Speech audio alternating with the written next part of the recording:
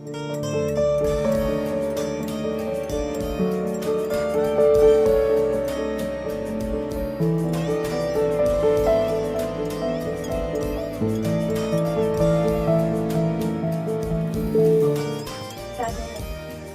राधे आदरणीय गुरुदेव, आपके चरणों में कोटि कोटि प्रणाम। महाराज जी, मेरा मन काफी अशांत रहता है, चित्त स्थिर नहीं रहता, किसी अनिष्ट की आशंका रहती है। महाराज जी, इसका क्या उपाय? अगर सत्संग सुनाओ कभी, तो हमने कई बार कहा है, बिना भगवान के भजन के चिंता, शोक, भय, उद्विग्नता, घबराहट ये जाने वाली नहीं। भजन नहीं करोगे तो पाप कर्म बनेंगे, हम हो या आप हो। एक कर्म, एक भी मिनट कोई बिना कर्म किए नहीं रह सकता, एक भी मिनट। और अगर हमारा भजन और भगवान अध्यात्म से चित्त नहीं जुड़ा तो शरीर से जुड़ा है, और शरीर से जुड़ा है तो वासना से जुड़ा है, वासना से जुड़ा है तो पाप कर्म होगा, पाप कर्म होगा तो ये पक्का यही चलेगा, चिंता, भय, शोक, उद्विग्नता ये अंदर आएगा। आगे चलकर ये डिप्रेशन रूप रख लेता है। तो अगर हम नाम जप करें, भगवान का आश्रय ले लें, सत्संग सुने, गंदे आचरणों पर रोक लगा दें तो अभी ठीक हो जाए। लेकिन अपने लोग गंदे आचरण भरपूर करते हैं और सोचते हैं कोई जंतुर बांध दे, कोई छूछा कर दे, हमें ठीक कर दे। विश्व में कोई पैदा नहीं हुआ, विश्व में कोई पैदा नहीं, सब नौटंकी नाटक, कुछ नहीं। को न काहू के दुख सुख कर दाता, और निज कृत कर्म भोग सुन भ्राता। कोई दुख सुख देने वाला नहीं, आपका कर्म ही दुख सुख देने वाला है। तो अभी बच्चा संभालो तो अपने को संभाल सकते हो। नाम भगवान का जप करो, राधा राधा राधा राधा। और जो गंदी बात है वो आप जानते हैं, वो मत कीजिए। देखो, ये कोई अगर कहे कि हम पाप कर्म को जानते नहीं थे, हमसे हो गया, तो मुझे लगता है कि ये झूठ बात है। आपके हृदय में भगवान बैठे हुए बता देते हैं कि गलत है। डर तभी लगता है जब गलत होता है। भय, चिंता, अनिष्ट की आशंका तभी होती जब पाप बन जाता है। आपसे पाप बन गया है, स्पष्ट है। आप अपने रजिस्टर को खुद जांचिए न्यायाधीश बन करके, तो आप देखेंगे कि अगर इन पापों का मुझे दंड मिलता तो कितना भयानक होता। और वो पाप गुप्त हैं तो गुप्त नहीं रहेंगे, वो आपको ही जलाएंगे, वो आपको। ये केवल आपका प्रश्न नहीं है, ये लाखों का प्रश्न है। ये आपका केवल प्रश्न नहीं है, ये लाखों मनुष्यों का प्रश्न है। सबके हृदय में चिंता, भय की आशंका, शोक, आगे की चिंता, व्यर्थ चिंतन, ये सब बना रहता है। इसी को मिटाने के लिए अध्यात्म है, बहुत प्रसन्नता हो जाएगी। हम ये कह रहे हैं, अगर चित्त भगवान में जुड़ा है, कोई भय नहीं, कोई दुख नहीं, कोई शंका नहीं। और चित्त भगवान से नहीं जुड़ा है तो करोड़ों रुपया जमा कर लो, सब व्यवस्था कर लो, फिर भी चिंता, भय, शोक इससे मुक्त नहीं हो सकती, क्योंकि मृत्यु आने वाली। सबसे भयावह दृश्य जो है कि जो कुछ हमने समेटा, इतनी मेहनत से कमाया, घर, मकान, दुकान, पुत्र, पति, सब परिवार, सब, वो एक मिनट में छुटा देगी मृत्यु। और आपको अकेला जाना है, वो भय कैसे मिटेगा? और छोटे मोटे भय तो है ही, और भय और अनिष्ट। जब मेरे इतने बड़े स्वामी प्रभु हैं तो अनिष्ट कौन है? सब पैदा हो गया जो अनिष्ट कर सकता है। अगर मेरे प्रभु का विधान है तो होके रहेगा, तो चिंतन ठीक हो जाएगा यदि भगवान की शरण में होकर नाम जप करोगे। पर यह जरूर है कि पाप कर्म करोगे तो हमारी बात पर चल नहीं सकते आप, हमारी बात को समझ नहीं सकते आप। और अगर सही ढंग से चलोगे तो बिल्कुल मस्ती छा जाएगी। इतने बड़े प्रीतम भगवान हैं हमारे, हमारा कौन अनिष्ट कर सकता है? हम क्यों चिंता करें? जब इतने बड़े स्वामी हमारे हैं तो हम चिंता क्यों करें? तो आपका भगवान से यदि संबंध भाव बन जाए कि हमारे प्रीतम, तो अनिष्ट की चिंता क्यों? कौन अनिष्ट कर सकता है? कौन अनिष्ट कर सकता है जब हमारे भगवान है? पर चिंतन खाली और पूर्व का पाप वो प्रेरित करके क्लेश देता रहता है। इसलिए नाम कीर्तन करो, नाम जप करो, सत्संग सुनो और प्रसन्न रहना सीखो। और वो प्रसन्न तभी रहा जा सकता है जब बड़े का भरोसा हो। अपना कोई बड़ा हो, खूब धनी, मानी, बलवान, सब कुछ जानने वाला, तो एक भरोसा हो जाता है ना। और भगवान कह रहे हैं, अनन्यस चिंतयन्तो मां मे जना परिपासते तेषां नित्याभियुक्तानां योगक्षेमं वहाम्यहम्। तुम केवल मेरा अनन्य चिंतन करो, भजन करो, योगक्षेम का वाहन मैं करूंगा, देख लूंगा। और वो सर्वज्ञ हैं, सर्वत्र हैं, सर्वशक्तिमान है। हमें भरोसा नहीं होता। और एक मरण धर्मा आदमी कह दे, कोई पदाधिकारी हो, तो हम आज से भरोसे में हो जाएंगे। और भगवान तो हमारे पास ही हैं, क्योंकि सर्वत्र हैं तो यहाँ भी हैं, और सर्वशक्तिमान है तो कोई दुर्लभ बात नहीं है। और मुझे बहुत प्यार करते हैं क्योंकि हम उनके बच्चे हैं, तो हमारा संबंध बनता है भगवान से मांगना। तो इसलिए भगवान से जब तक हम नहीं जुड़ेंगे तब तक हमें शांति नहीं मिलने वाली। ये आजकल जो बहुत नौटंकी नाटक माया के चल रहे हैं, न राम न कृष्ण न हरि न भजन न साधन न कोई मतलब। और अगर सही ढंग से जब कि हम कह रहे हैं तुम्हारे पापों का परिणाम ही तुम्हें क्लेश देगा, तुम नाम जप करो, भगवत चिंतन करो, पापों को भस्म कर दो, भगवान का भरोसा करो, अभी आनंद आ जाएगा।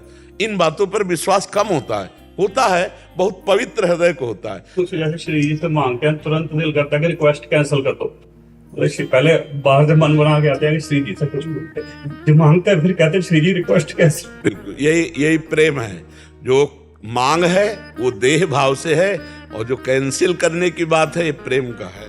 मतलब दोनों चीज चल रही है अभी, अंदर देह भाव भी है और कहीं ना कहीं प्रियाजू से अपनापन है कि प्रियाजू हम जो मांग रहे हैं हमारी मांग है, पर प्रियाजू आप इसे पूरी ना करना, क्योंकि कहीं पूरी हो जाए हम आपसे दूर हो जाए तो ठीक नहीं है। हमें वो कष्ट वो दुख बहुत अच्छा है जो आपसे जोड़े रहे, वो सुख वो संपत्ति बहुत बुरी है जो आपसे अलग कर दे।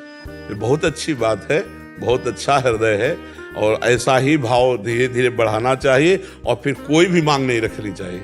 क्या मांग रखनी? जैसे अपनी माँ को पता है कि बालक को कब बाल भोग पवाना है, कब हमें राजभोग पवाना है, कब शयन करवाना है, ऐसे मेरी श्री जी को पता है कि मुझे कब क्या देना। सब व्यवस्थाएं भगवान कर रहे हैं, तो हमें मांगने की जरूरत। हमें एक बार भी श्री जी से नहीं कहा तुम्हारी गरज हो तो करो, हम क्या, हम तो तुम्हारे लिए है। अगर भाई हमें तड़पाओगी तो राधा राधा बोलेंगे, और दवाई दोगी तो राधा राधा बोलेंगे। अब तो राधा के सिवा हमारा जीवन कुछ है नहीं। अब तुम देखो कैसे महलों में रखो, चाहे झोपड़ी में वास दो, भूखे रखो, चाहे जैसे आप छके रखो, आपका विषय है। तो हमें लगता है कि वास्तविक बात तो ये है कि मांगने की जरूरत है नहीं। और अगर मांगना ही हमें तो फिर प्रभु से ही मांगे, दूसरे से न मांगे। बने तो रघुबर ते भले, बिगड़े तो भरपूर, तुलसी और ते बने ताबली पे धूर। बहुत बढ़िया श्री जी व्यवस्था करती है, उनकी व्यवस्था लोक परलोक सब संभाल देती है, सब संभाल देते हैं। रश्मि दुबे जी दिल्ली से। राधे राधे। राधे राधे महाराज श्री, आपके चरणों में कोटि कोटि प्रणाम। महाराज श्री, जब एक बार हमने स्वयं को प्रभु को समर्पित कर दिया तो फिर क्या हमें बार बार अपने सभी कर्मों को भी प्रभु को समर्पित करना होगा? क्योंकि दिन भर अभी समर्पित जब हो जाओगी तो प्रश्न ही नहीं रहेगा। जब तक वास्तविक समर्पण नहीं होता तब तक एक बार समर्पण क्या लाखों बार समर्पित करना है। अभी समर्पण हुआ कहाँ से है? क्या समर्पण किया है? केवल वाणी से आप बोल रहे, क्या समर्पण है? और जब सब कुछ समर्पित हो जाता है तो फिर वहाँ कुछ सवाल ही नहीं उठता है, वहाँ प्रश्न ही नहीं उठता है। न सोचती न कांक्षती। जो समर्पित हो गया वहाँ न कोई सोच रह जाती, न कोई चाह रह जाती। आपकी अभी चाह भी है, सोच भी है, अभी समर्पित नहीं है आप। इसलिए बार बार हर कर्म समर्पित करते रहो, अपने आप को समर्पित करते रहो, अपनी वाणी को समर्पित करते रहो, अपने हृदय को, अपनी क्रियाओं को, सबको समर्पित करते रहो। जब एक दिन समर्पण हो जाएगा तो सकल कामनाहीन जे राम भगति रसलीन। अब कुछ अपना बचा ही नहीं तो समर्पण क्या करें? समझ रहे हैं? ये अभी स्थिति नहीं है आपकी, इसलिए हम आपको बता रहे हैं कि आप अपने कर्मों को समर्पित कीजिए और बार बार समर्पित कीजिए। भगवत समर्पण की वृत्ति जब स्वयं समर्पित हो जाता है तब जागृत होती है। अभी स्वयं में आप एक स्त्री हैं, स्वयं में आप अभी एक चाहत हैं, अभी कई आपके अंदर कामनाएं हैं, कई प्रश्न हैं, कई समस्याएं हैं, तो समर्पण किसको किया है? आप हमारी बात समझ रहे हैं? तन आपका है, मन आपका है, चेष्टाएं आपकी, तो समर्पण क्या है? केवल दिमाग और वाणी से हम कह रहे हैं कि हम भगवान को समर्पित हैं, तो क्या बार बार समर्पित करें? यही बता रहा है कि समर्पित नहीं है। नहीं, समर्पित हुई गोपिकाएं, समर्पित हुए प्रेमी जन बार बार अपने को समर्पित करते रहते हैं। जब तक अहम शेष रहता है तब तक समर्पण की प्रक्रिया चलती रहती है। और जब विस्मरण ही हो गया अहम का ही, एक रहे नंदलाल अपनी शुद्धि ना रही, एक रहे नंदलाल, फिर क्या समर्पण रहेगा? ये समर्पण की पूर्णता हो जाती है। तो जब तक ऐसी पूर्णता नहीं है तब तक हमको शास्त्राज्ञा संताज्ञा मानकर बार बार हर क्रिया, हर चेष्टा, हर भाव प्रभु को समर्पित करते रहना। इससे हमारे हृदय में अहम का नाश होकर भगवान की विशुद्ध भक्ति जागृत हो जाएगी। समझ पा रही आप? महाराज जी, अगर दिन में कोई ऐसी क्रिया हो जाए जैसे किसी की निंदा हो जाए तो भगवान से क्षमा याचना मांगनी चाहिए, हृदय में ताप पैदा होना चाहिए, आगे से ना करने का नियम लेना चाहिए। वो समर्पित नहीं की जाती, उसे पश्चाताप करके भस्म किया जाता है। प्रभु मेरे से गलती हो गई, अंदर से दाह होना चाहिए, ऐसा कैसे हो गया, किसी की निंदा मैंने क्यों कर दी, कोई मैं बहुत अच्छी हूँ क्या जो दूसरे की निंदा करती हूँ। हमारे अंदर खुद इतने दोष हैं। पहला दोष परदोष दर्शन, अगर परदोष दर्शन न होता तो मैं निंदा कैसे करती। हे भगवान, मुझे सद्गुण सद्बुद्धि प्रदान करो जिससे मैं आपकी योग्य बन सकूं, मैं किसी की निंदा न कर पाऊं, हर जगह आपको देख पाऊं। समझ पा रहे हैं ना? हाँ, तो हम अंदर से जलें, अंदर से ताप पैदा करें, उसे प्रायश्चित कहते हैं। ये प्रायश्चित करेंगे तो हम उसको समर्पित नहीं करना, नहीं, भगवान को समर्पित किया हुआ कर्म अनंत गुना बढ़कर फल देता है। तो इसलिए हमें भगवान को हम अपवित्र वस्तु अपवित्र क्रियाएं थोड़ी भोग लगाते हैं। ऐसे हम गंदे कार्य अगर हो जाए तो भगवान के सामने प्रायश्चित करें, क्षमा याचना करें, और जो अच्छे हो जाए भगवान को समर्पित करते चले। और कोई क्रिया हमें पता ही ना चले, कोई गलत हो गई दिन में, हम तो वो भगवान को समर्पित कर दो, वो सब ठीक हो जाएगा। जैसे खाना बनाया तो प्रभु को बोले कि हमने जो समय दिया भोजन बनाने में आपको समर्पित। नहीं, वो तो थाल में लेकर उनको भोग लगाओ जाके। हाँ, तो इसके समय उसमें गया। हाँ, बच्चे को पढ़ा रहे हैं। बिल्कुल बिल्कुल बिल्कुल। तो हर बार बोलना है कि भगवान ही आप। ये अंदर की बात, हमारी बार बार वृत्ति जुड़ेगी ना प्रभु से। प्रभु 8 से 9 बजे तक जो हमारा समय गया, पता नहीं इसमें कितनी बार आपको स्मरण किया या विस्मरण हुआ, ना तो 1 घंटे का समय आपकी सेवा। बहुत बार भूल जाते हैं, तो इकट्ठे समर्पित कर दो, 5 घंटे बाद जब याद आवे तब समर्पित कर दो, वो तो पूरा समय है। फिर शयन करने जाओ तब पूरा समर्पित कर। हमारा चित्त भगवान से जुड़ा रहे, हमारी वृत्ति समर्पण की बनी रहे, और जब समर्पित हो जाएगा तो फिर ये सब नहीं होता। फिर तो उसका रोम रोम भगवतमय हो जाता है। जब तन मन सब समर्पित हो जाता है ना, तो निर्भय, निश्चिंत, निशोक, विपरीत भावना का त्याग, संशय रहित वो भगवदानंद में मगन रहता है। अभी वो स्थिति नहीं है, इसलिए हमें बार बार वो प्रक्रिया करनी है। भारती शर्मा जी, मुजफ्फरनगर से। राधे राधे, श्री हरिवंश। राधे राधे महाराज जी। महाराज जी, मैंने सुना है कि जिस पर भगवान की कृपा होती है वही भगवान में मन ध्यान लगा। नहीं, सब पर भगवान की कृपा होती है। कोई ऐसा नहीं है जगत में जिस पर भगवान की कृपा न हो। भगवान ने कहा है समम प्रिय समम उपजाए। भगवान ने कहा सब पर मोर बराबर दाया। अब भजन न करो, गंदी बातें बोलो, गंदी चिंतन करो, गंदा दृश्य देखो, गंदी क्रियाएं करो, बोलो हम पे भगवान की कृपा नहीं, तो मानो दुर्गति को भोगो जाके। तुम्हें वाणी का पावर दिया, अब इससे गाली भी दे सकती हो, इससे राधा राधा भी बोल सकती हो, इससे मीठा भी बोल सकती हो, इससे कड़वा भी बोल सकती हो। तुम्हें हाथ दिए, इससे अच्छा भी कर सकती हो, बुरा भी कर सकती हो। तुम्हें नेत्र दिए, अच्छा भी देख सकते हो, बुरा भी देख सकते हो। तो बुरा देखो और कह दो अच्छा देखने वालों के ऊपर भगवान की कृपा है, जो अच्छा देखते हैं, लेकिन हमारे ऊपर कृपा नहीं इसलिए हम बुरा देखते हैं। ये तो मूर्खता हुई। हमें तो लगता है बच्चा, आपको वाणी दी, आप राधा राधा बोल सकती हो, आप अच्छा बोल सकती हो, तो आप बुरा क्यों बोलो? अगर बुरा बोलती है तो आपकी मूर्खता है ना। आप बुरा का कार्य करती हैं जानते हुए भी, तो आपकी मूर्खता है ना। भगवान ने दिया, आप अच्छे कार्य करो, तो आपको महसूस होगा हमारे ऊपर भगवान की कृपा है। सब पर भगवान की दया, सब पर मोर बराबर दया। पिता का प्रेम सबके प्रति होता है। अब एक शराब में पैसा खो दे तो वो कह दे हमारे ऊपर पिता की कृपा। पिता ने तो सबको पावर दिया, लेकिन उसका प्रयोग कहाँ तुम करते हो? भगवान की तो सबके ऊपर कृपा है। जो ये मान करके अच्छे आचरण करता है, भजन करता है, वो अच्छा आदमी बन जाता है। उसको लगता है भगवान की कृपा है। अब जब बुरे आचरणों में जाओगे तो भगवान की कृपा का महसूस ही नहीं होगा आपको। पापवंत कर सहज भाव, वो मानेगा ही नहीं कि हमारे ऊपर भगवान की कृपा है। काले कर्म ईश्वर ही मिथ्या दोष लगाए। सब भजन कर सकते हैं, सब अच्छे आचरण वाले बन सकते हैं, पर आप बनिए तो। अब गलत दृश्य देखेंगे, गलत बातें बोलेंगे, गलत क्रियाएं करेंगी, हृदय में गंदी बात रहेगी, तो कैसे सत्भावना आएगी? कैसे भगवान की कृपा की बात तुम सोच पाओगे? तो इसीलिए फिर कहते हैं भाई हमारे ऊपर भगवान की कृपा नहीं, हम भी भजन करते। तो कह रहे हैं काले ही कर्म ईश्वर ही मिथ्या दोष लगाए।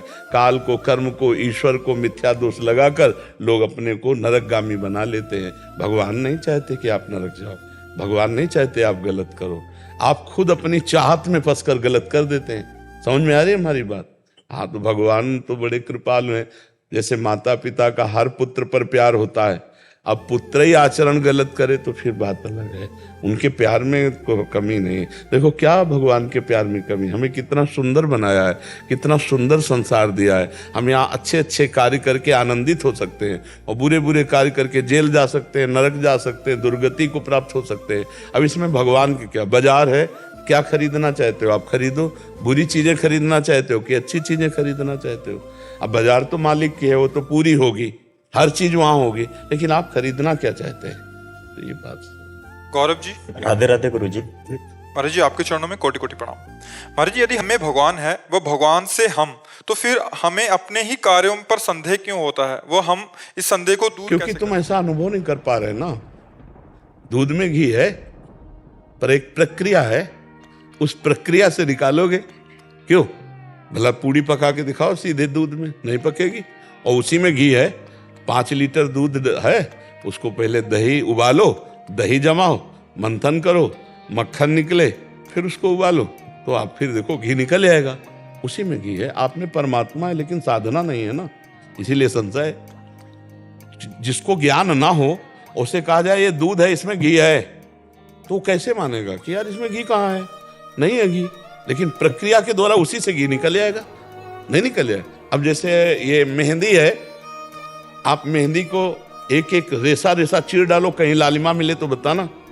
कह दो यार मतलब मेहंदी में लालिमा तो होती है लेकिन इसमें है नहीं। प्रक्रिया है, आप उसको बांटो, बांट के हाथ में रखो और 40 मिनट बाद धो दो, देखो हाथ में लालिमा आ जाएगी ले आ जाए। तो ऐसे परमात्मा आप में है लेकिन साधना करो, साधना रूपी प्रक्रिया नहीं है तो आपको परमात्मा अनुभव में ले आ रहा है। वो है यही, संशय इसीलिए हो रहा है क्योंकि साधना नहीं। साधना हो जाए तो संशय खत्म हो जाए, यही अनुभव हो जाता है। छाती के अंदर ही बैठे हैं भगवान। हाँ, अपने हृदय में सबसे पहले भगवत साक्षात्कार हृदय में होता है।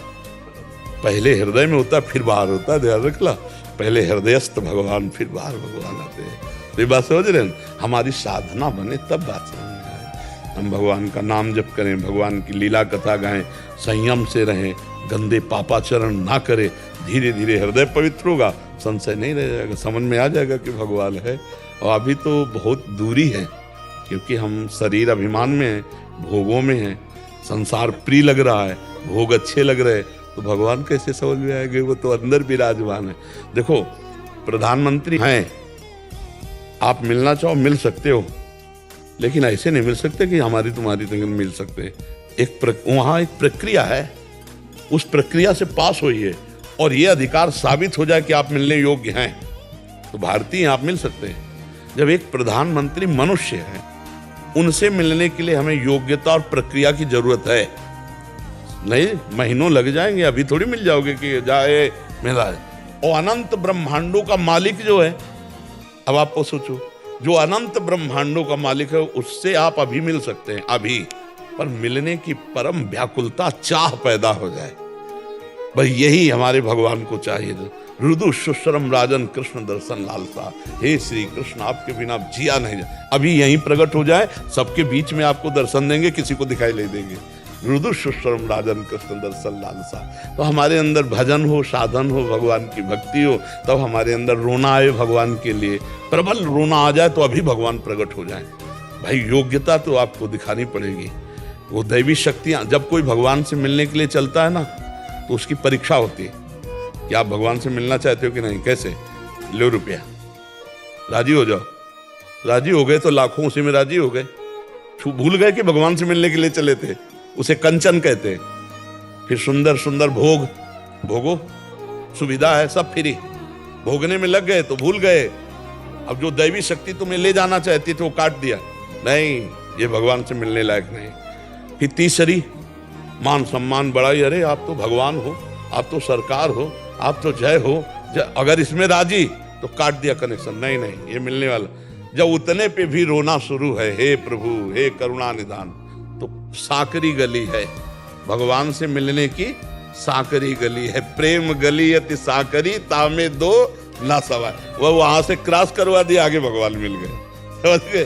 तो खूब नाम जप करो, भगवान का चिंतन करो। पहले ये इतनी योग्यता कि मुझे कुछ नहीं चाहिए। हम तो एक साधारण उदाहरण देते हैं, जब एक बालक रोने लगता है खिलौने से ना खेल के, तो माँ का ध्यान उधर खींचता है, फिर वो अपनी बेटी को भेजेगी या किसी को भेजेगी, जाओ जाओ गोद में ले लो।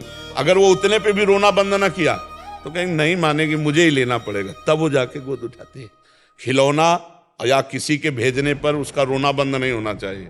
ऐसे हमारे पास भी खिलौने भेजे जाते हैं माया के, खेल लो खेल लो, या रिद्धियां सिद्धियां ले लो, रिद्धियां सिद्धियां गोद में उठा लो। ना रिद्धियां सिद्धियां, ना कोई खिलौना भोग सामग्री, और जिसका रोना चलता रहा फिर भगवान मिल जाते हैं। कविना हंसना छोड़ दे, रोने से कर प्रीति, बिन रोए किन पाइया प्रेम प्यारा मीत। हमारा भजन न होगा, भगवान से प्यार नहीं होगा, तो यही भगवान है, हम नहीं जान पाएंगे कि भगवान है। उसकी प्रक्रिया साधना करें तो भगवान हमारे हृदय में ही अनुभव में आ जाएंगे कि भगवान है। ठीक है ना। शशि तुषार शर्मा जी दिल्ली से। राधे राधे। राधे राधे महाराज जी। महाराज जी, मैं आज तक में एंकर हूँ। गुरुदेव, आपकी खबरों को कई न्यूज़ चैनल है महाराज जी। गुरुदेव, आपकी खबरों को कई बार पढ़ा है, बहुत अच्छा महसूस होता है। महाराज जी, मेरा एक प्रश्न है कि इस दुनिया में हमारी क्या खबर हो सकती है? नहीं, हम कह रहे हमारी खबर क्या हो सकती है? महाराज जी, आपके जो वचन है, अच्छा, ये बात आपके जो वचन है वो एक छोटे से कमरे से निकलकर पूरे भारत में और भारत के बाहर जैसे फैले हैं जी। मतलब ये बताने में भी हमको चीजें कि ये शरीर इतना भजनानंदी नहीं है, शिक्षक है, लेकिन जितना भी बच्चों को बता पाते हैं, जो भी बता पाते हैं, वो आप ही के आशीर्वाद से जो भी निकलता है उसकी प्रेरणा ऐसा लगता है कि प्रभु जी आपसे ही मिल रही है। तो इस फैल रहे हैं आप। जैसे आपने बताया कि आपका एक बाहर निकलना बंद हो गया था परिक्रमा कुछ समय के लिए, फिर आप जैसे बताते हैं कि हमको अपना मोरल डाउन नहीं करना, कैसे हमको बहुत जिजीशुबा दिखानी है, कैसे हिम्मत दिखा के आगे बढ़ना है। जितने हमारे प्लेयर्स हैं, यंगस्टर्स हैं, तो बहुत पॉजिटिव न्यूज़ जाती है, हिम्मत आती है। कई सारे लोग कहते हैं कि उन्होंने सुसाइड करने का जो ख्याल था वो त्याग दिया, तो मतलब बहुत खुशी होती है। महाराज जी, इनका प्रश्न है कि इस दुनिया से कैसे तर जाएं। कोशिश बहुत रहती है, लेकिन आसपास का माहौल प्रभावित करता है बहुत। नहीं, इसमें तरना क्या है हमको बस ये समझना। यहाँ कोई समुद्र थोड़ी दिखाई दे रहा है। अब देखो, जैसे कहते हैं दुनिया एक भव समुद्र है और हमें भव समुद्र से पार होना है, तो आप कहीं बूंद पानी देखते हैं क्या कि इससे ये भव समुद्र है, इससे पार होना है? पार होना है हमारे अंदर जो ये भाव बैठ गया कि मैं स्त्री हूँ, मैं पुरुष हूँ। अब देखो, हम तुम्हें भव समुद्र दिखा रहे हैं। इस शरीर में ममता होने से, अहमता होने से अब हमको इस शरीर की आवश्यकताएं हो गई, देखना, सुनना, भोगना, चखना। अब वो इतनी बढ़ गई कि जो सीमाएं थी उन सीमाओं का उल्लंघन करके हम अमर्यादित भोग भोगने लगे। अब ये भव समुद्र है, भ्रम समुद्र जिसे कहते हैं। भव समुद्र का मतलब समझो, भ्रम समुद्र। अब हमारी इतनी गंदी बातें मन में छा गई कि जो नहीं करना चाहिए वो हम करना शुरू कर दिए। देखो, इस संसार में कोई ऐसा नहीं जन्मा है भगवान या भगवान के दिव्य पुरुषों के सिवा जिसको माया मतलब भ्रम ने गलत न करवा दिया हो। भूमि परत भा ढाबर पानी, तिम जीवई माया लपटानी। जैसे आकाश से निर्मल जल गिरता है, पृथ्वी में आते ही गंदा हो जाता है, ऐसे ही माँ के गर्भ से निकलते ही एक भ्रम हमारे अंदर, माया लिपट गई, माया भ्रम लिपट गया। अब हम फिर इस शरीर को मैं मानकर गलत करते हैं। अगर हम गलत ना करें तो उचित भोग भोगते हुए हम अपने आप भगवत प्राप्त हो जाएं। जैसे पिता की संपत्ति पर पुत्र का स्वयं अधिकार हो जाता है, उसको उसके लिए कुछ प्रयास नहीं करना पड़ता, ऐसे ही धर्म पूर्वक चलने वाला, भगवान का नाम जप करने वाला, दूसरों की सेवा करने वाला स्वयं परम पद का अधिकारी हो जाता है। जैसे पिता की प्रॉपर्टी पर पुत्र का स्वयं राजकीय विभाग से अधिकार हो जाता है। अब हम लोगों ने क्या किया, गलती कर दी। जीव ही जवानी हमारी यौवन अवस्था जागृत होने के, अब हम पाप पे पाप किए जा रहे हैं। जो भगवान ने मर्यादा बनाई है उसका सब उल्लंघन, अब भव समुद्र में फंस गए। भव माने भ्रम समुद्र में। भ्रम, इतना भ्रम फैल गया कि हम नशा में सुख मानने लगे, पराई माता बहनों की तरफ गंदी दृष्टि, कितना राक्षसी भाव आ गया। जैसे मुझे अपना शरीर प्रिय है, या ऐसे काट के देखो लगता है, ऐसे वो एक माता बहन का शरीर है और हम उसके प्रति कैसी भावना रखते, कैसे कैसे राक्षस लोग, वो तो आप समाचारों में सुनते हैं। दूसरा, हमें अपना शरीर जितना प्रिय है, पशु पक्षियों को भी उतना शरीर प्रिय है। आप उन पशु पक्षियों के साथ अत्याचार करके उनको मारकर उबाल कर खा, अब ये भव समुद्र आ गया। अब डूबोगे, अब मरोगे, तुमको वैसे ही भोगना पड़ेगा। नहीं तो हम आपको सच्ची कहते हैं, कोई भव समुद्र नहीं। आप सही आचरण से चलो तो आपको तरने की चिंता नहीं होगी, आप जीते जी तर जाओगे। बस इतनी बात समझ लो कि जो आत्मना प्रतिकूलानी परेशान न समाचरित, आपके साथ जो व्यवहार किया जाए वो आपको पसंद ना आवे, वो व्यवहार आप किसी के साथ मत करो। सीधी बात, आत्मना प्रतिकूलानी परेशान न समाचरित। और जिसे आप जानते हैं ये पाप है, गलत है, उसे आप मत करो। आप देखो अभी नाम जप करते बहुत आराम से बहुत समुद्र पार हो जाओगे। गोस्वामी तुलसीदास जी लिख रहे हैं, नामो लेत भव सिंधु सुखाही, करहु विचार सुजन मन माही। नाम लेते ही भव समुद्र सूख गया, है ही नहीं, कुछ पारे नहीं होना। राधा राधा राधा राधा। और जैसे अपनी बहन ऐसे पराई बहन की तरफ भाव रखो, जैसे अपना शरीर प्रिय ऐसे दूसरों के शरीर का प्रीता का भाव रखो। हमें कोई गाली दे, हमें पसंद नहीं तो हम किसी को गाली नहीं देंगे। हमारा कोई चोरी छल कपट करे, पसंद नहीं तो हम दूसरे के साथ चोरी छल कपट नहीं करेंगे। अभी आप भाव समुद्र से तरे हुए हो, बस नाम न छूटे। हमारी बात इतनी पकड़ लो, कलयुग केवल नाम आधारा, सुमिर सुमिर नर उतरे ही पारा। अब इसमें यज्ञ ध्यान धारणा समाधि आप सच्ची मानना सामर्थ्य नहीं रह गई। अगर हम यज्ञ भी करना चाहें तो हमारे पास सामग्री नहीं है। कहां से शुद्ध घी गाय का मिले? विचार कर। हविष्यान्न कि इतनी खाद पड़ रही, इतने केमिकल पड़ रहे हैं कि यज्ञ लायक है ही नहीं हो। हविष्यान्न भी नहीं रह गया तो यज्ञ क्या करें? आप सोचो यज्ञ में कितने ट्रकों घी की आवश्यकता होती, कहाँ शुद्ध घी मिलेगा? बड़ी विचित्रता है। कहाँ वो पदार्थ मिलेंगे? अच्छा, कहाँ ऐसे विद्वान मंत्रवेत्ता मंत्र सिद्ध मिलेंगे कि जो स्वाहा बोले वो देवता के पास पहुंच जाए? तो इसलिए कृतयुगे ध्यायते विष्णु, त्रेतायाम यजते मखई, द्वापरे परिचर्यायाम कलौ तद्धरि कीर्तना। जो सतयुग में था ध्यान के द्वारा भगवत प्राप्ति, त्रेता में यज्ञ के द्वारा, और द्वापर में पूजा के द्वारा, और कलयुग में केवल नाम नाम। इसीलिए हर प्रश्न का उत्तर नाम होता है। आप नाम जब कीजिए, न रुपए की जरूरत है न पवित्रता की जरूरत है। अपवित्र पवित्र व सर्वावस्थांगतो पिवा या स्मृत पुंडरीकाक्षम स्वायाभ्यंतरा शुचि। वाय और अभ्यंतर दोनों पवित्र हो जाओगे और लोक परलोक में सब सुख मिलने लगेगा। ये ध्यान रखना। राम नाम मणि दीप धर, जीह देहरी द्वार, तुलसी भीतर और बाहर जो चाहा सुजियार। लोक में भी आपका मंगल होगा, परलोक में भी मंगल होगा। तो इस संसार से गृहस्थी में, संसार में रहते हुए भोग उचित भोगते हुए धर्मयुक्त नाम जप करने वाले को सहज में भगवत प्राप्ति हो जाती है। जैसे पिता की प्रॉपर्टी पर सहज में पुत्र का अधिकार हो जाता है। मुकुल जी मुंबई से। राधे राधे महाराज। राधे राधे महाराज जी। महाराज जी, मैं आपका एकांतिक वार्तालाप लगभग 1 वर्ष से निरंतर सुन रहा हूँ। महाराज जी, मेरा एक प्रश्न है कि सेवा में निस्वार्थ भाव कैसे उत्पन्न होगा, और जैसे आप कहते हैं कि नेकी कर दरिया में डाल, वो स्थिति कैसे प्राप्त होगी? जब अहम गलित होता है तब ये बात आती नहीं। तो अहम को जो हमने किया वो अच्छा जो किया वो हजारों लोगों में प्रकाशित होना चाहिए। ये अहम की वृत्ति होती है कि जो मैंने अच्छा, बुरा नहीं प्रकाशित होना चाहिए, अच्छा प्रकाशित हो। जो हमने दान किया, पुण्य किया, सेवा किया, वो हजारों लोग जाने। ये जो जनाने की प्रक्रिया है वो अहंकार में होती है, समझ रहे ना? वो अहंकार जब ज्ञान के द्वारा नष्ट हो जाता है तब समझ में आता है। तो दियम वस्तु गोविंदम तुभ्यमेव समर्पये। हे गोविंद, आपने मुझे जो सामग्री दी, लेने वाले के रूप में आप ही हो, मैं आपको दे रहा हूं। केवल मेरा निमित्त बनना है।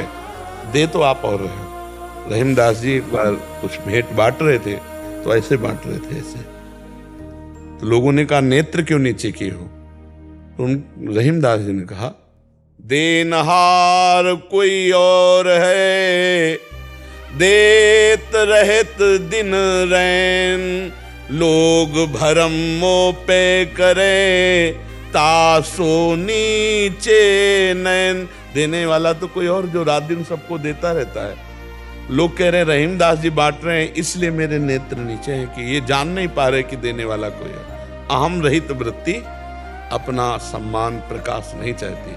वो तो ऐसा कि धरोहर के रूप में तदीयम वस्तु आपके द्वारा दी हुई वस्तु गोविंद आपको समर्पित है। इसमें तो मैं निमित्त मात्र हूँ। दूसरा क्या था? सेवा में निस्वार्थ भाव। हाँ, सेवा में निस्वार्थ भाव तब होता है जब भगवत भाव सामने वाले में होता है।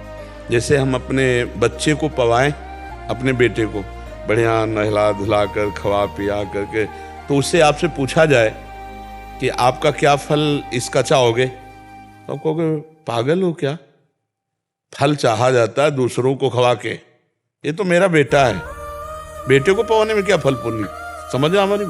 जब हम सब में अपना भगवत भाव करेंगे तो अपने प्यारे को पवा रहे, फिर हमको उसमें दान पुण्य का क्या भाव रहेगा, हमारा निस्वार्थ भाव आ जाएगा ना। जैसे हम अपने पिता को पवाएं, अपने पुत्र को पवाएं, अपने रिश्तेदार को पवाएं, अपने दामाद को पवाएं, तो हमारी कोई कामना लगती है क्या, क्योंकि हमारा वो रिश्तेदार है। ऐसे हम किसी की सेवा जब करें तो भगवत भाव से करें। सो अनन्य गति जाके स्मति न टरे हनुमंत, मैं सेवक सचराचर रूप स्वामी भगवंत। अब सकामता नहीं रह जाएगी, अब निष्कामता आ जाएगी। सर्वत्र भगवत भाव, प्रिय भाव, अपने प्रीतम का भाव, तो कामना नहीं रह जाएगी और अहंकार नष्ट हो जाए तो ये दान पुण्य के प्रकाश की बात नहीं रहेगी। दोनों बातें समझ जाएंगी। नाम जप करते हुए भगवान का आश्रय लो तो वही सब संभाल देंगे। सिद्धि जी मुंबई से। श्री हरिवंश। राधा वल्लभ श्री हरिवंश महाराज जी, आपके चरणों में कोटि कोटि प्रणाम। गुरु जी, यदि हरि और हर एक ही हैं तो क्या तुलसी जी की माला और रुद्राक्ष साथ में धारण कर सकते हैं? कर सकते हैं, रुचि है, बिल्कुल रुचि, बिल्कुल एक है, बिल्कुल किंचन मात्र भी अंतर नहीं है। वो तो जब उनको स्वांग करना है ना, तो सृष्टि के रचने का स्वांग किया तो ब्रह्मा जी के रूप में। ब्रह्मा जी कहाँ से प्रकट हुए? हरि के नाभि से कमल और कमल से ब्रह्मा जी, तो ब्रह्मा जी तो भगवान श्री हरि ही तो बने, और भगवान श्री ब्रह्मा जी के भ्रकुट से रुद्र का अवतार श्रीमद् भागवत के अनुसार होता है। वही हरि हैं, वही हर हैं, वही ब्रह्मा हैं। और सही पूछो तो वही चराचर जगत है। मत्ता पर तरम नान्यत किंचिदस्ति दलित, जो उनके सिवा कोई है नहीं, बस हमारे नेत्र पहचान ले। तो हम तो कहते हैं कि रुद्राक्ष धारण करो, तुलसी धारण करो, जो मन आवे सो किसी तरह भगवान से जुड़ो। पहले अपने मन को भगवान से जोड़ो। गले में तुलसी पड़ी है, रुद्राक्ष पड़ा है और मन विषयों में है तो बात नहीं बनेगी। और कुछ नहीं पहने और मन में आपके राम कृष्ण हरि चल रहा, बहुत बढ़िया बात है। हमारी बात समझना, बहुत ढेर सारे माला पहने हैं और गंदे आचरण, गंदा चिंतन, मनमानी आचरण, तो वो बात नहीं बनेगी। और आप बिल्कुल बाहर से कुछ नहीं और अंदर से नाम चल रहा बड़े अच्छे, तो आप भगवान के लाडले हो जाएंगे। भगवान आप पर विशेष कृपा करें। भगवान ने गीता जी में चिंतन पर पूरा जोर दिया है। अनन्यश्चिन्तयन्तो माम अनन्य चेता। चिंतन तुम्हारा ठीक चल रहा है तो सब ठीक है, और चिंतन बिगड़ा हुआ है तो बाहर से कुछ भी हो भगवान महत्व तो नहीं रखते। देखो भगवान तो सबके मन की जानते हैं ना, तो भगवान जान रहे हैं ना किसी माया चाहिए, हम नहीं चाहिए, कभी भगवान कृपा नहीं। और आप गृहस्थी में हो, वो अंदर से आपके, हे भगवान आपके द्वारा दी हुई इस गृहस्थी रूपी सेवा में मैं हूँ। नाथ मेरे से तो उतना भजन बन ही नहीं सकता जितना संत महात्मा जन भजन करते। हे नाथ, कभी हम पर विशेष प्यार भगवान का आपके ऊपर होगा। ये बात समझ ला। भगवान अंदर की बात देखते, बाहर की बात नहीं देखते। अंदर जितना प्यार भगवान के प्रति है, वो कोई भी हो, भगवान उसको बहुत बहुत प्यार करते हैं। तो अंदर से प्रीति करो। आपका मन है रुद्राक्ष पहन लो, आपका मन है तुलसी पहन लो, आपका मन है ना पहनो। हमारी खास बात इससे नहीं, हमारी खास बात है तुम्हारा मन, तुम्हारा चित्त, तुम्हारे आचरण पवित्र हो और मन भगवान में लगाओ। बढ़िया बात है, ये बढ़िया बात है। अब इतनी मालाएं हम पहन लें कि भाई सरस्वती को प्रसन्न करने के लिए अमुक माला, देवी को प्रसन्न करने के लिए चंदन की माला, उनको प्रसन्न करने के लिए अमुक, ढेर सारी मालाएं पहन लें और मनमानी आचरण करें तो मालाओं से थोड़ी बात बन जाएगी। बात बनेगी अंदर के चिंतन से। अंदर का चिंतन है तो सब बात बढ़िया। हम कह रहे पहनो, पर अंदर का चिंतन भी सुधारो। और अंदर का चिंतन न सुधरे बाहर से तो दिखावा नहीं हो जाएगा, दिखावा हो जाएगा। हाँ, उसी को दम्भ कहते हैं कि अंदर कुछ और है, बाहर कुछ भेष और है, और आचरण कुछ और है। तो सब तीनों चीजें अलग अलग है। जिसका मन एक, वाणी एक और आचरण एक, वही सच्चा है। जो मन में है वही वाणी में, वही आचरण में, वही सच्चा। जिसकी वाणी में कुछ और, मन में कुछ और, आचरण में कुछ और, वही दम्भी, वही पाखंडी। इसी को तो कहते हैं। तो इसलिए पहनो बढ़िया है, भगवत स्वरूप है। तुलसी जी भी और भगवत स्वरूप है, रुद्राक्ष भी। पर हम भगवान की आज्ञा के अनुसार चलें, अच्छे आचरण करें, तो उन माला का महत्व है। माला पहने हुए मनमानी कर रहे हैं तो फिर अच्छी बात नहीं है। ये भी ध्यान रखें कि फिर माला की अपमान वृत्ति का भी अपराध लगता है। बोले यार शर्म नहीं आती, कंठी पहरे हो, रुद्राक्ष पहन रहे हो, क्या खा रहे हो, क्या पी रहे हो, क्या बोल रहे हो, कहाँ खड़े हो, ये चीज ध्यान रखो कि बिल्ला लगा करके फिर उसकी मर्यादा का भी पालन करना चाहिए। नहीं तो मान लो कंठी तिलक पहने हो, ऐसे मनमानी खान पान हो, आचरण, बोले देख लो कंठी पहने हैं और क्या खा रहे हैं, क्या बोल रहे हैं, क्या देख रहे हैं, क्या सुन रहे हैं, कहाँ खड़े हैं, उसकी मर्यादा भी रखो जी। दीपक कुमार जी। राधे राधे श्री कृष्ण। महाराज जी राधे राधे, आपके चरणों में कोटि कोटि प्रणाम। महाराज जी, हमारे सबके अंदर भगवान मौजूद है, तो भगवान जी हमें ये बुरे कर्म करने से क्यों नहीं रोकते? क्योंकि भगवान साक्षी मात्र हैं, तुम्हें छूट दे देगी। जैसे तुम्हारे पिता तुम्हें 500 रुपये दे दिए और तुम्हें भेजा, जाओ बाजार है, अब तुम 500 की दारू पी करके नाली में गिरे पड़े मिलोगे, तो पिता ने तो नहीं कहा था, पिता ने 500 रुपये दिए थे कि तुम्हें उचित खर्चा करना है। अब इसके बाद तुम्हारे थप्पड़ चलेंगे, जब लौट के जाओगे दोबारा 500 रुपया नहीं मिलेंगे। ऐसे ही तुम्हें मानवदेह मिली और भगवान ने तुम्हें अपना पावर दे दिया, देखने सुनने बोलने, ये सब भगवत पावर, भगवत शक्ति से आप चल रहे हैं। अब इसका प्रयोग कहाँ करते हो? गंदी बातें देखते हो, गंदा आचरण करते हो, गंदे खान पान को करते हो, ये तुम्हारे ऊपर छूट है। इस बात में मनुष्य की स्वतंत्रता है, वो बुरा कर सकता है या अच्छा कर सकता है, इसके लिए छूट है। परिणाम तुम्हें मिलेगा। जैसे खेती दे दी, बीज दे दिया और विविध प्रकार के बीज दे दिए, अब उसमें तुम बोते क्या हो? बम्बूल बोते हो, गन्ना बोते हो, दाख बोते हो, तुम्हारे ऊपर छूट है। यही मनुष्य योनि की महत्ता है कि तुम्हें ऊपर छूट है। आप तुम बुरा से बुरा कर्म कर सकते हो, अच्छे से अच्छा कर्म कर सकते हो। बुरा कर्म के नरक आदि दुर्गति को प्राप्त हो गए, अच्छा कर्म करके स्वर्ग आदि या भगवत प्राप्ति करो। ये छूट है, इसलिए भगवान नहीं रोकते। ये तो हमने सिद्धांत बताया। अब दूसरी भाव की बात बता रहे, भगवान सबको रोकते हैं। बेईमानी मत करना, हमें ईमानदारी से बताना, जब तुम बुरा करना चाहते हो या चलते हो तो तुम्हारे अंदर आवाज आती है कि नहीं कि गलत है, सच्ची बताना, सबके हृदय में आती है। तो आपने उस भगवान की बात को कहाँ माना? भगवान बुरा करने से रोकते हैं, सबको रोकते हैं। गलत है, मत करना, फंस जाओगे। लेकिन नहीं जी, बात बहुत धीमी आवाज होती है। आपको कभी सुनाई दी है? वो धीमी आवाज होती है भगवान, अगर वो बात मान लो तो ठीक हो जाएगा। लेकिन महाराज जी वो मन फिर वो तो बस यही तो छूट है, यही तो खेल का खिलाड़ी है। मन और 5 ज्ञानेंद्रिय, इन्हीं के चक्करों मना खष्टा। भगवान खुद बोल रहे हैं गीता जी में, ममैवांसो जीवलोके जीवभूता सनातनः मना कष्टानि इंद्रियाणि प्रकृति स्थानि करसति। भोगों की तरफ, प्रकृति की तरफ, माया की तरफ आकर्षित होकर वो पापाचरण कर लेता है, फिर उसका दंड भोगता है जीव, उसी को भोगना पड़ता है। इसीलिए सावधान होकर के चलो। गलत करोगे तो भाई पिटना पड़ेगा, अच्छे करोगे तो प्रशंसा होगी, आपका नाम होगा, आपको धन्यवाद मिलेगा, और नहीं तो फिर धिक्कार मिलेगा और नरक आदि और जेल आदि काटना पड़ेगा। तो ये छूट दी है भगवान ने कि तुम जो चाहो अच्छा करो या बुरा करो, ये तुम्हारे ऊपर छूट है। और समझाने के लिए ऐसा नहीं है कि भगवान समझाते न हो, भगवान समझाते हैं, किसी न किसी रूप में भगवान समझाते हैं, पक्का। ऐसा नहीं कि तुम गलत करने जा रहे हो तुम्हें समझाए ना भगवान, अंदर से भी समझाते हो, बाहर से भी समझाते हैं। किसी न किसी दोस्त के, किसी न किसी के दिमाग में, यार भाई तुम गलत रास्ता क्यों चयन कर रहे हो, यार सही ढंग से चलो। वो भगवान ही तो आपको प्रेरित कर रहे हैं।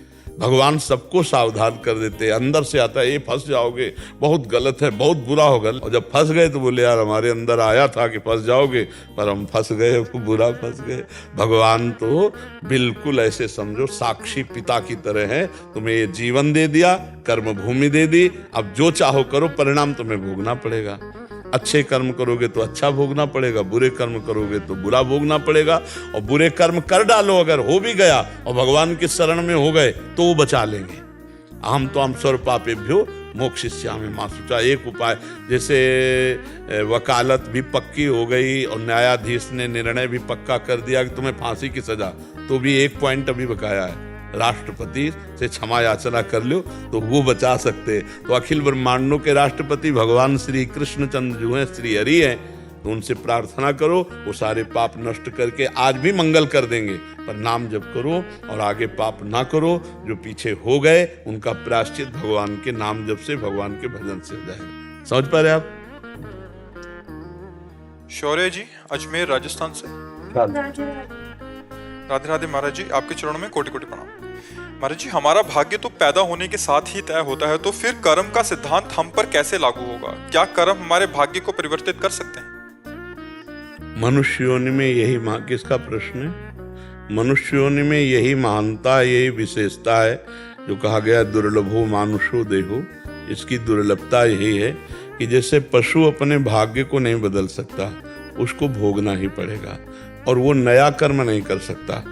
केवल एक योनि है मनुष्य योनि। 84 लाख योनियों में 83,99,999 योनियां वो नई कर्म करके अपने भाग्य को नहीं बदल सकती, लेकिन मनुष्य योनि में नए कर्म करके भाग्य बदलने के विधान रखा गया है। इसलिए कहा बड़े भाग मानुष तन पावा, सुर दुर्लभ सद ग्रंथन गावा, साधन धाम मोक्ष कर द्वारा, पाए न जे परलोक संभारा।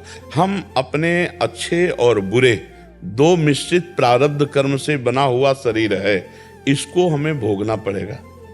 जैसे लिखा है कि आपको 15 वर्ष की आयु में ऐसा होगा, 20 वर्ष की आयु में ये होगा, 30 वर्ष की आयु वो होगा।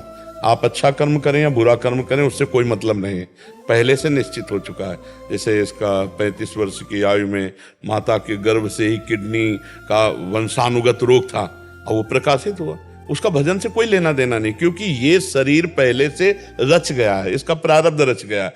अब इस शरीर के भोग को परास्त करते हुए भगवान की प्राप्ति या कर्मों को मिटाकर अच्छे सुखों को प्राप्त करना, ये हमारे नए कर्म का फल है। तो हम अब भजन के प्रताप से अब हमारा ये जो अगला आएगा, एक तो जन्म नहीं होगा, अगर जन्म होगा तो ऐसा होगा कि जैसा है ऐसा नहीं होगा। अब शरीर ऐसा होगा कि दिव्य होगा और भगवान के नाम गुण लीला का प्रचार प्रसार करने वाला होगा, अगर होगा, नहीं तो फिर नहीं होगा भगवान के धाम। क्योंकि नई खेती बहुत बढ़िया है, बचपन से और अभी तक जो बोया गया है उसकी फसल बहुत जोर की है। ये पुरानी फसल आके सड़ियल हमको गिराना चाहती थी तो हमें गिरा नहीं पाई, क्योंकि 18 वर्ष हो गए, सब कष्ट है, लेकिन हमारी दिनचर्या चल रही है, हमारा भजन चल रहा है, हमारा साधन चल रहा है। तो अगर हम केवल प्रारब्ध भोगते तो सड़ते होते ना। तो ये नवीन जो कर्म है ये हमारे पूर्व प्रारब्ध को दबा दिया। आया था प्रारब्ध मुझे नष्ट करने और नवीन कर्म ने उसको दबा दिया, और दोनों साथ ही चल रहे हैं। घुटने टेके दबा हुआ वो चल रहा है, कभी वो हमको दबाना चाहता है, कभी हम उसको दबाना चाहते हो। हमारी यात्रा पहुंच रही है। जैसे कबड्डी के खेल वाले में विपक्ष दबा देला तो कबड्डी कबड्डी कबड्डी और पाली तक पहुंचना है, तो पाली तक राधा राधा राधा राधा राधा और आखिरी पाली राधा, पहुंच गए श्री जी के पास। तो हमारा नया कर्म अगर जोरदार का है तो हमारे पुराने कर्म को दबा देगा, नष्ट नहीं कर सकता।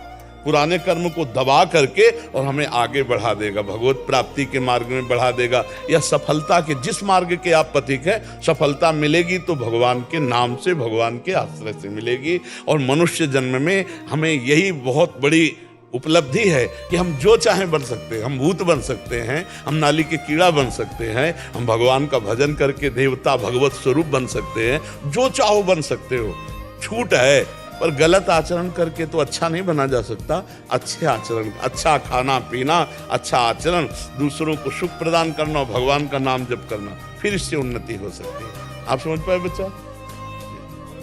राधा राधा राधा राधा राधा राधा